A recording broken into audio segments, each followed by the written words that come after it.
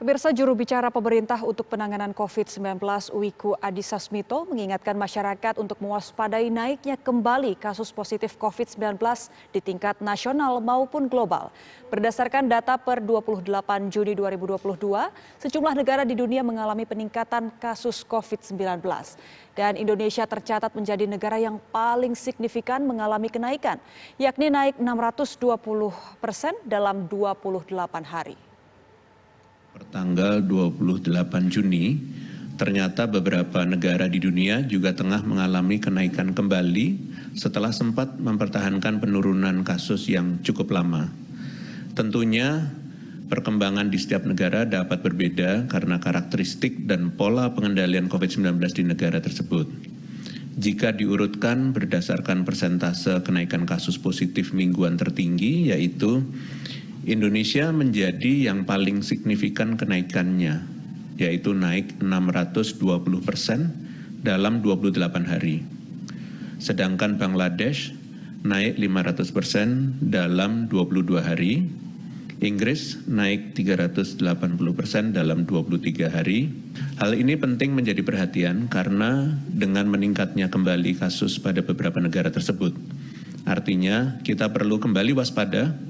Dan ini membuktikan bahwa COVID-19 masih ada. Di Indonesia sendiri, selama 2 hari berturut-turut, kasus harian terus berada di atas angka 2.000 kasus.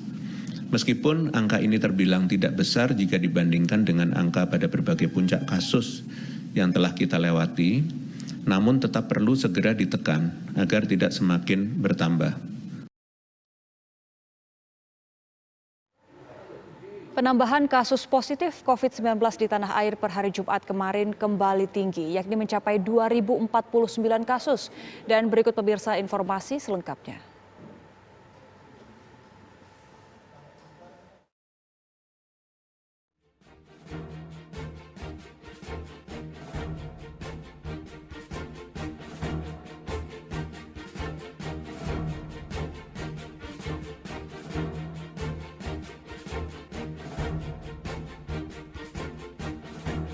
Untuk mengetahui informasi terbaru mengenai jumlah pasien COVID-19 yang dirawat di Rumah Sakit Darurat COVID-19 Wisma Atlet Jakarta, kita telah terhubung dengan reporter TV One Hijul Akbar.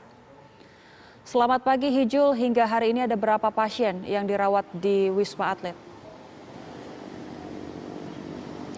Ya, selamat pagi Ebony dan juga pemirsa. Untuk informasi terkini mengenai jumlah pasien rawat inap di Rumah Sakit Darurat Wisma Atlet Kemayoran Jakarta, kami mendapatkan informasi bahwa adanya tren peningkatan jumlah pasien rawat inap di RSDC ini pada 1 pekan terakhir, di mana memang jika dilihat data terakhir ada pengurangan sebanyak 2 orang, namun jika merujuk pada data awal pekan ini pada hari Senin kemarin ada 119 pasien rawat inap di RSDC Wisma Atlet Kemayoran Jakarta, dan hari ini ada peningkatan sebanyak 21 orang, jadi total ada 140 orang pasien rawat inap, di antaranya ada 57 pria dan 83 pasien wanita yang dirawat di Tower 5, 6 dan juga Tower 7 RSDC Wisma Atlet Kemayoran Jakarta. Dan peningkatan ini juga seiring dengan